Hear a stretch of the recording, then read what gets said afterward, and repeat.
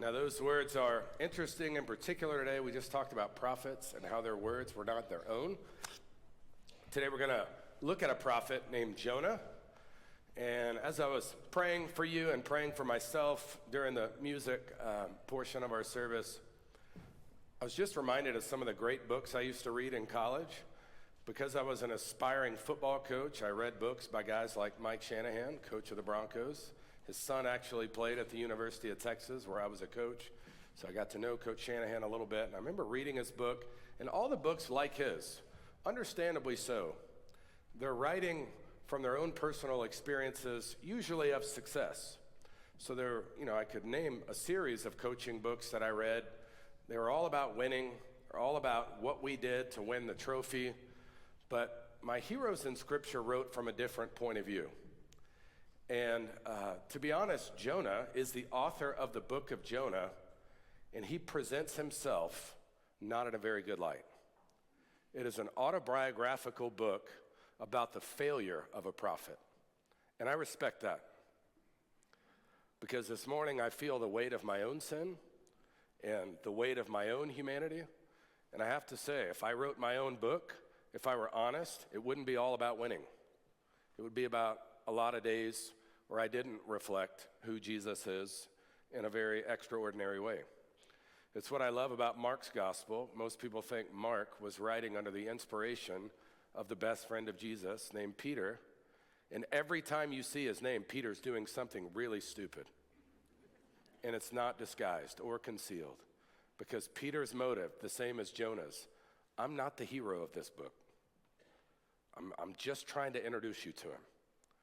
So whether it's a pastor or somebody that presents themselves as a mighty Christian, that is not the point of Christianity. If any Christian leader is ever pointing you to anybody but the person the choir led us to sing about, give me Jesus. Just him. That's what I hope you crave. And I know that this is what Jonah craves. Now, he didn't know him because he lived before his time, 700 years before his time. But it's one of the most amazing books in your Old Testament. When I learned Hebrew at Dallas Seminary, all we did is comb through every single word in the book of Jonah. There are only 48 verses in it. It would take you about 10 or 15 minutes to read the whole thing.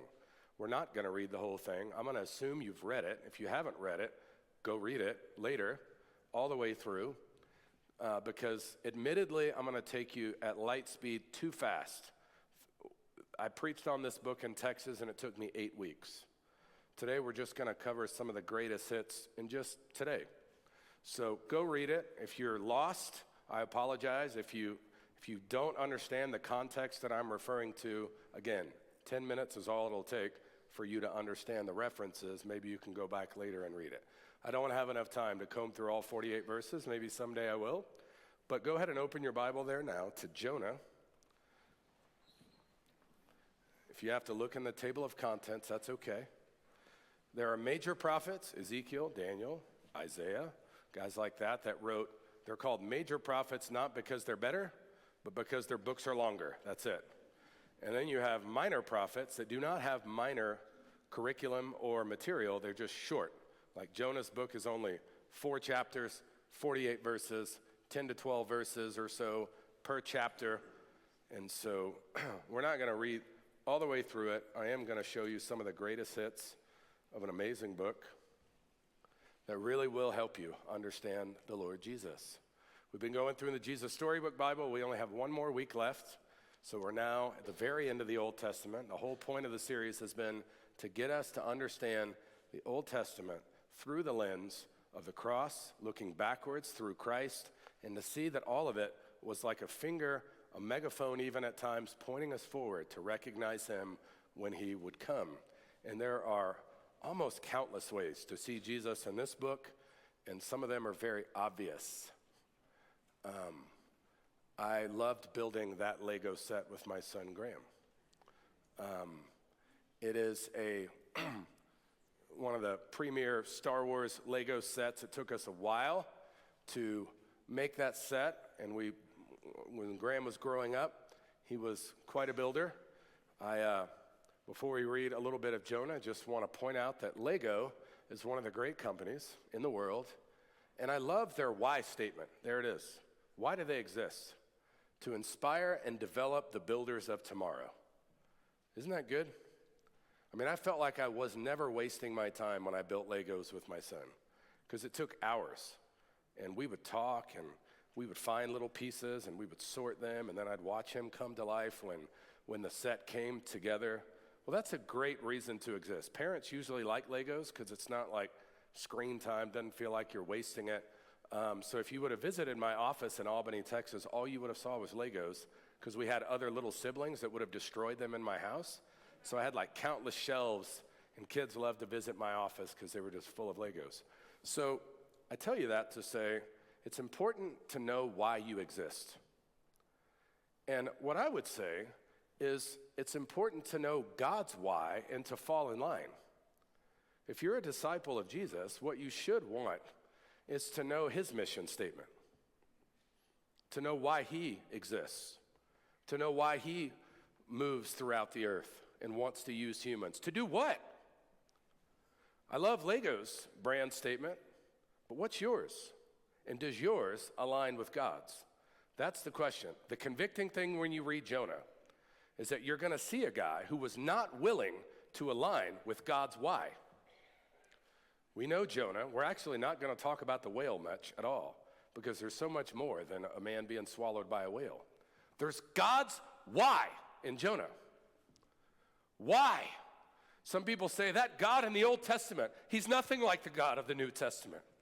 You're going to see different today. He's always been the same. The Bible says he doesn't change. He's never changed. He's always been on a mission. He's always had a why statement. And you see it clearly in these 48 verses. 700 years before Jesus would show it to us in flesh.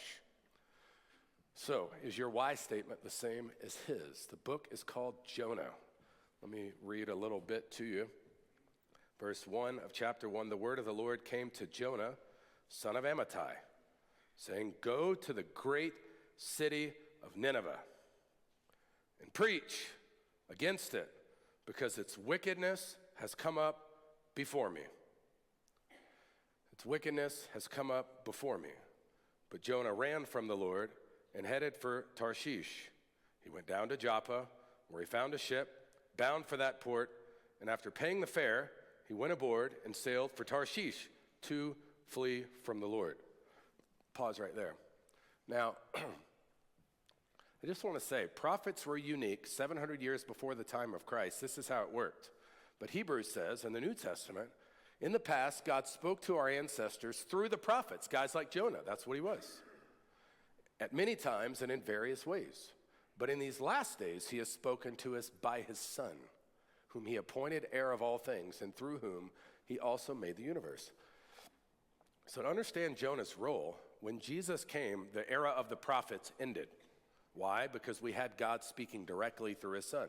But beforehand, before Jesus had come, he loved you enough to speak through individuals. Jonah was one. Now, how many of you have seen that before, heard those words before? When I first went to Europe and we paid the fare to get on the bus or to get on the subway or to get on the train, wherever, you go to these little fare stations, right? And you buy your ticket. Well, you notice in the text that we just read, there are certain pieces of geography. God says, I want you to go to Nineveh. He's close to Joppa. So he goes not to London to mind the gap. He goes to a fare station, though, and he's in a place called Joppa, and he buys a ticket not to Nineveh. Now, that's interesting. He buys a ticket to a place called Tarshish. Now, I want to make sure you understand the radical nature of what's going on here. If I were to say to you, I need you to take a boat ride from Disney World to Disneyland. That's how far Tarshish was from Joppa. Orlando to Los Angeles.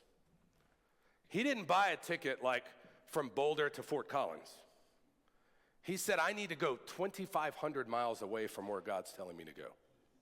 2,500 miles. It is exactly that far from Orlando to Los Angeles. He was asked to go from Orlando to Atlanta. The same kind of geographical distance there. There you have it. Joppa, you see it? Nineveh's 550 miles northeast of where he was supposed to go. Instead, he goes to the fare station and says, I'll have a ticket to Tarshish. I want to get as far away from that city as I possibly can in direct disobedience to the word of the Lord. So here it is. Atlanta's about 500 miles, maybe a little less from Orlando. Joppa to Nineveh about the same. LA, Orlando, Joppa, Tarshish. You get the point. Now, before you're too quick to judge Jonah, Nineveh is modern-day Mosul, Iraq. Imagine asking a Jew today to go to Mosul, Iraq to share their faith with Arabs in Iraq. That's really the context. This is kind of, in Jonah's mind, commentators have said it's kind of like his association with the people of Nineveh would be like maybe an American that doesn't like terrorists, ISIS. These people were violent. These people were aggressive. God says their wickedness had rose up. Now, I'm not accusing anybody of being wicked. I'm trying to help you understand Jonah's mindset. I don't want to go there. That's not an assignment I'll say yes to. Send somebody else. Surely you have another prophet. I don't like them. I don't want to go there. So a ticket to Tarshish, please. And Jonah's not proud of this, okay? But this is what's going on. Now, we'll come back to this, but what I'm about to read you is several times the word fear is going to be in the next verses that I read. When a great storm, when he gets on that boat to go to Tarshish, a big, scary natural disaster is about to happen, okay? And the word fear is going to be prominent. Now, I know people that were in New York, right by the World Trade Center, when this happened. You know what they said? The scariest part was the sound. Screeching metal. Like it just sounded terrifying. And some of my friends that are leaders at a church that I love, the Brooklyn Tabernacle, had members that were in the tower, and they said, you know what? Nobody's an atheist in that moment. You know what happens? Everyone's calling out to their God in that moment. Let's read the next parts of this right here. So what happens after he gets on this boat? The Lord sent a great wind on the sea, and such a violent storm arose that the ship threatened to break up. All the sailors were, here's the word, Hebrew, yirah, they were afraid. And they cried out to his own God. Remember, in September 11th, everyone's crying out to their God. Well, that happens on the boat. They're not worshipers of the God of Israel yet, but they're all crying out to their God. And they start throwing cargo into the sea to lighten the ship. But Jonah had gone below the deck, and he laid down and fell asleep. Who does that remind you of? So there's something to this guy that points forward to another ship sleeper during a storm. Deep sleep, verse 8, the captain went to him and said, "How can you sleep? Get up, call on your own God. Maybe he will take notice of us so that we will not perish." What's this guy saying? Maybe yours is the right one. Get up. We're all praying. We don't know which one's the right one. Maybe yours is the right one. Don't sleep. We're all about to die, if you haven't noticed. The ship's breaking. We've got a Titanic situation, and the ship's about to go under. So this is not nap time, buddy. Get up. Help us. Specifically, call on your God. Then the sailors said to each other, "Come, let's cast lots." They roll dice. They turn it into Las Vegas on the ship. That's oftentimes what they would do in those days, praying, "God, help us discern what the problem is." And the lot fell on Jonah. He's the problem. Something's on the ship that the God, the one true God, is not okay with. And so that's how they knew Jonah was the problem. It fell to Jonah. Verse 8, so they asked him, "Tell us, who is responsible for making all this trouble for us? What kind of work do you do? Where do you come from? What's your country? From what people are you?" So they are now afraid of Jonah because they know this guy has brought calamity upon them. And he answered, this is interesting, "I'm a Hebrew." He woke up from his nap to say, I know what's going on. I'm a Hebrew. I know who I am. I'm a Hebrew, and I don't usually like to reference languages a lot because I don't ever like you to feel insecure that you can't read the Bible in English. But here, the word is not worship. It can mean worship, but the word is yirah. I fear God, You fear the storm, I fear him, which leads to worship. Remember, the Bible says the fear of the Lord is what? The beginning of wisdom. So Jonah says, you're afraid of the storm, I'm afraid of the God who makes the storm. That's how I relate to him. I respect him, I revere him, I fear him. So I'm a Hebrew, I fear the Lord, the God of heaven, who made the sea and the dry land. And this terrified them. Now, there's that word again. They were afraid, and they asked, what have you done? Wow. He knew he was running away from the Lord. They knew he was running away from the Lord because he'd already told them so. So they're eating dinner one night. Hey, what are you doing? Well, I'm running from the Lord. What are you doing? So the sea was getting rougher and rougher, so they asked him, what should we do to make the sea calm down for us? I want you to think about Jesus now for a moment. What should be done in order to make our problem go away? And Jonah's basically going to say here, I'm going to need to die. Throw me overboard. I think of Jack Sparrow, right? A pirate ship, man overboard. I used to play this game with Hudson, and he used to love it. Me or Graham or me and Jen on the bed, right? 1, 2, launch him, That's about to happen right here. The sea was getting rougher. What do? He said, pick me up, throw me into the sea. It's the only thing that can be done to calm down the right anger of God right now. Someone's going to have to die. Throw me in. I'll take it. Now notice, though, he's not like Jesus because why is he willing to die? I'd rather die than go to Nineveh. He could have said, turn the ship around, my bad. I didn't know God was this angry about my disobedience. So let's go back to Joppa. I'm sorry I wasted your time. They don't want to kill him, you're about to see. But he'd rather die than go to Nineveh, see. So the only thing that can calm down the right wrath of God right now is if somebody dies, that person needs to be me. So man overboard. That's what needs to happen. I know it's my fault. The great storm has come upon you. Instead, the men did their best to row back to the land. They don't want to kill him. So they start saying, no, we're not going to throw you overboard, but we are going to turn the ship around. But they could not, for the sea grew wilder than before. And then they cried out to the Lord. They cried out to the Lord, Elohim. Now they're crying out to Jonah's God. Okay, God, we know who you are. We know who this guy is. So they cry out to him, please, Lord, do not let us die for taking this man's life. Do you remember what the Pharisees said when Pilate said, do you really want his blood to be on your hands? And they said, yes, on ours and our children. Scary, right? These guys say the opposite. These Phoenician sailors say, God, forgive us. We're doing the best we can here. He's telling us to throw him in. Please don't hold us responsible. He's the one that volunteered. Just remember that.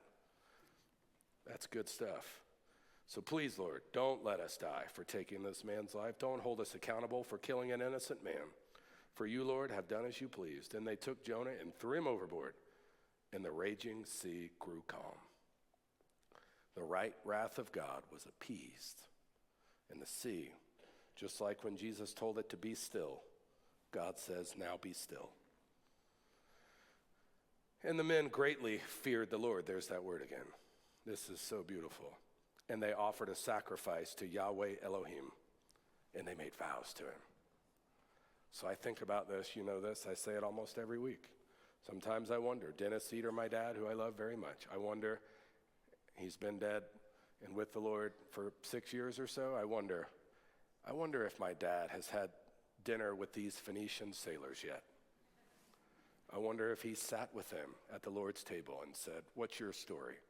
We were the sailors on the boat. See, they come to know the God of Israel this day. They made vows to him. It's a beautiful thing. God's missional heart on display. They are part of this story, part of God's why. Even in Jonah's disobedience, he's using Jonah's disobedience to draw Phoenician sailors to him. It's really beautiful.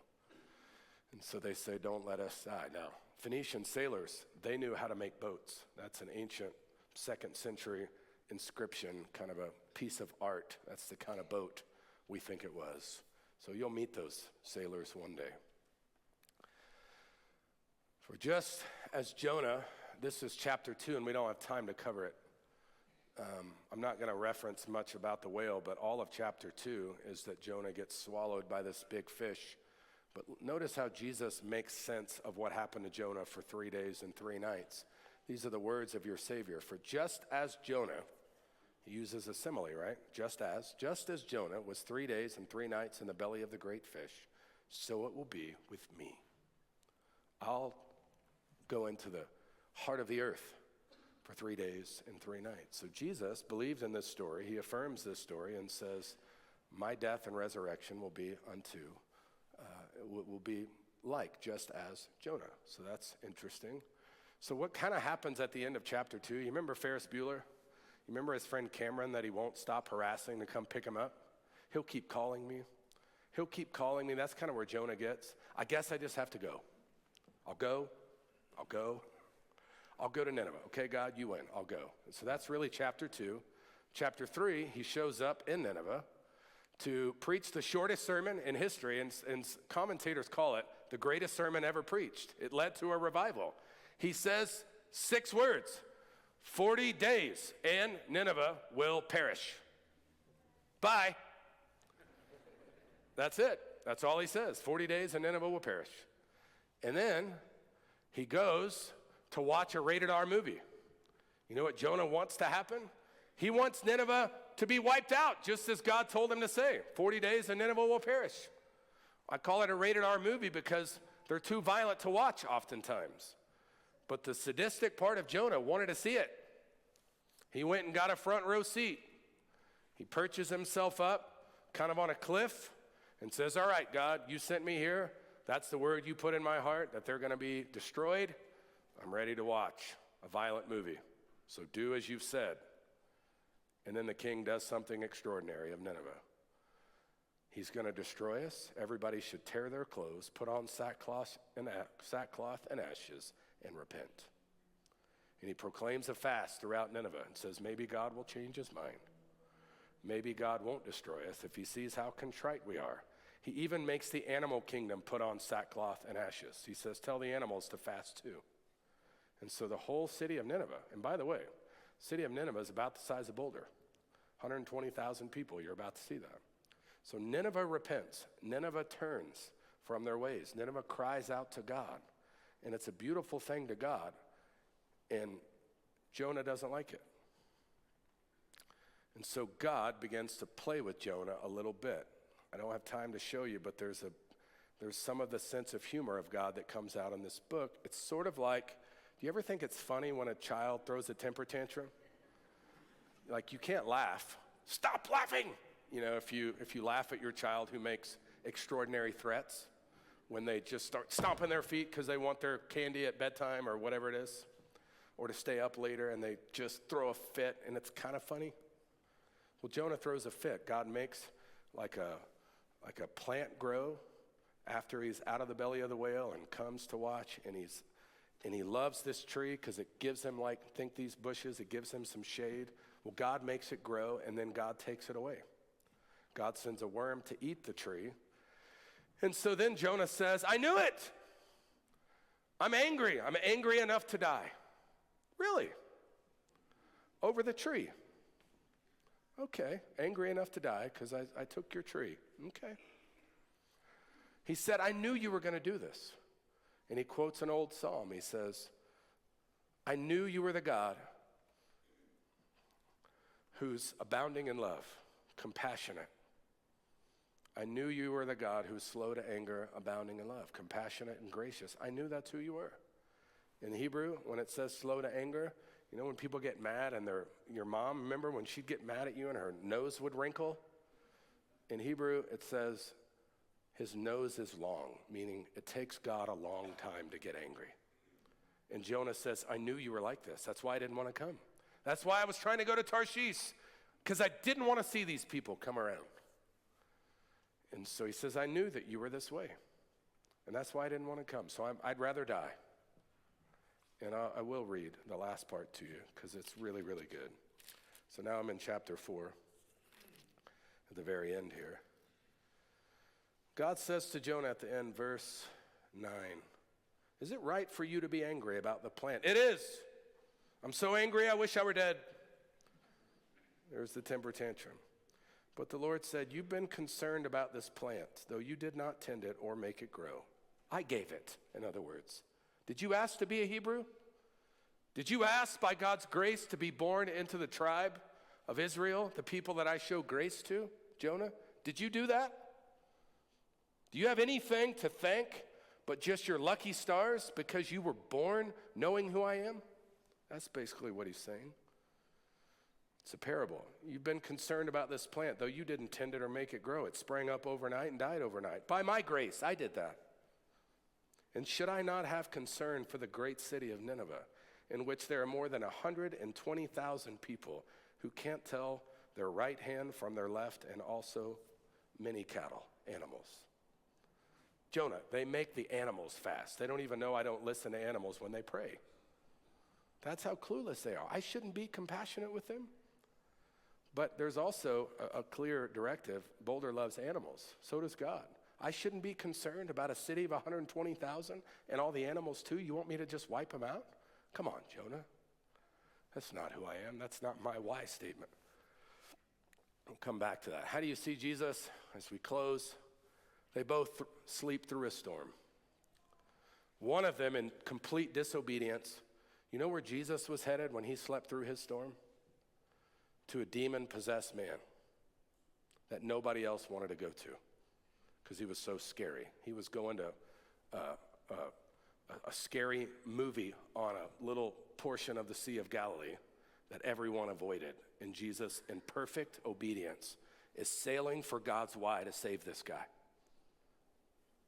Sleepers, they both trusted the God of Israel, one in disobedience, one in perfect obedience. That's why Tim Keller always says, Jesus is the good and greater Jonah. Jesus and Jonah are both thrown overboard, but for opposite reasons. Jonah in disobedience. Jesus is put on a cross in perfect obedience, but they both calm the right wrath of God. Jesus was always sailing toward the lost. Jonah sailing away from the lost. You got the sign of Jonah, 3 days and 3 nights, and then miraculously resurrected. And then probably most profoundly, God so loved Jonah, or Nineveh, will come back. You know what the dumbest question ever is, I think? And I'm not throwing Peter under the bus right now, but this is in Mark's gospel, and I believe he probably was the one that said it just because of the way the whole book is written, with Peter always the one who was embarrassed by his questions. Can you imagine? Over a fire after the resurrection, they wake Jesus up saying, don't you care if we drown? And they can look back on the story and see his nails and the blood coming from every corridor of his body. And they had to remember, hey guys, remember what we said when we tried to wake him up? Don't you care? Talk about all-time questions regretted. We actually asked him if he cared. That's cushion, stern, even the language is similar to Jonah, but he's better. Jonah would be the first to tell you, I wasn't this guy. I may have been profoundly used as a prophet. I'm so thankful that I got to, but the way Jonah tells the story is proof that he knows him.